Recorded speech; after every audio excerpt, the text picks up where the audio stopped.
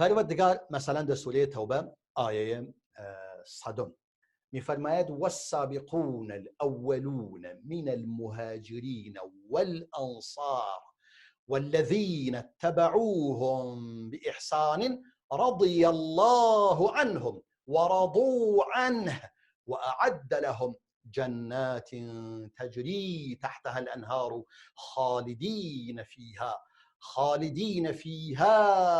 أبدا ذلك الفوز العظيم.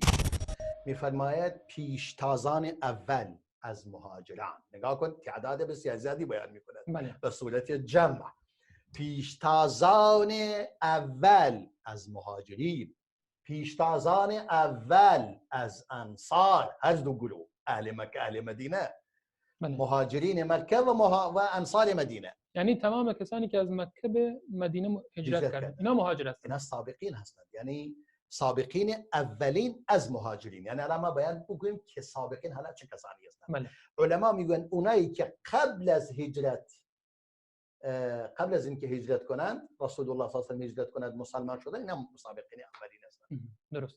قبل از هجرت. حالا یعنی ابوبکر و عمر و عثمان و علی اینا دیگه طلحه و زبیر و تمام اونایی که قبل از هجرت کردن دیگه تمام سابقین هستند. اصلا اونایی که قبل از رسول الله هجرت کردن که درست. تعداد اکثر الصحابه قبل از رسول الله هجرت کردن. درست. دقیقاً. تمام این مهاجرینی که سابقین اولین از مهاجرین و سابقین اولین از انصار و کسانی که نگاه کن، کسانی که آنان را پیروی میکنند بی احسانین، بگونه ای از احسان، بگونه ای از نیکی. اینا دو تا احسان دارند، یک احسان هجرت، یک احسان نصرت. درسته. هجرت در راه خدا، نصرت دین خدا باز. پس کسی که از نعمت هجرت بهره مند نبوده، از نعمت نصرت اهل مدینه بهره مند شدند. درسته. حالا مهاجرین سابقین اولین و هر کسی که اینها را پیروی کنند در یکی از این دو مورد، یا در هجرت یا در نصرت دین الله، همونا هم پروردگار وعده بهشت را به آنان داده. رضی الله عنهم، الله از اونا راضی است، و رضوا عنه، اونا از خدا راضی هستند. یعنی هر چی به اونا داده، اون چیزی که می‌خواستن خدا بهشون داده. و رضوا عنه، الله اکبر، اونا راضی هستند از خدا، خدا از اونا راضی است، اونا از خدا راضی هستند. به همین خاطر اهل سنت وقتی که اسم صحابه را میاری رضی الله عنهم، همین کلمه اصطلاح قرآنی است.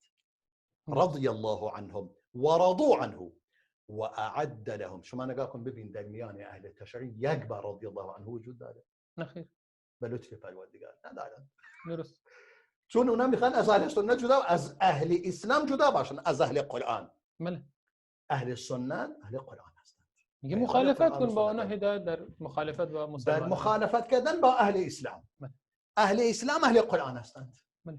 اهل قرآن و سنت هستند. پروردگار برای سابقین اولین از مهاجرین و سابقین اولین از انصار بهشتی را آماده کردن، نه بهشتی، بهشت های. میفرماید و اعد لهم جنات، نگفته یک جنت، چندین جنت را برایشان فراهم ساخته.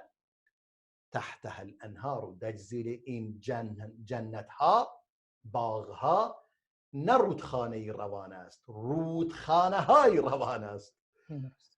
تا خیلی خوب، اینا تا کی اونجا میمانند؟ خالدین فیها، در اونجا میمانند. میگه جاودانه در آن میمانند. بعداً باینم بسنده نکرده، ابدا هم آورده.